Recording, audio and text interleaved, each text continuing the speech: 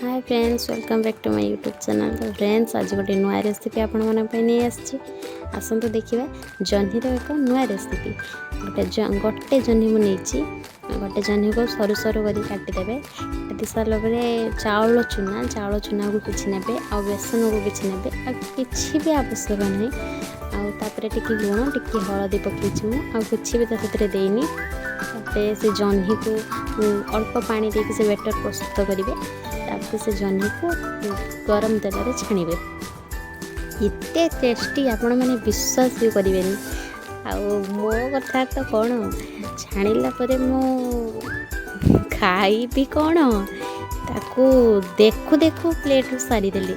बहुत टेस्टी थिला, बहुत यम्मी थिला। मु तो छाणी सारा सब खाईदेली। घर लोक कौन खाइए से आउ थे मत बनवाई पड़ला। आपण मैंने खातु, बहुत टेस्टी लगे। नमस्कार, मु प्रियंका आपण संगे देखा आ गोटे नुआ रेसिपी। Tata bye bye.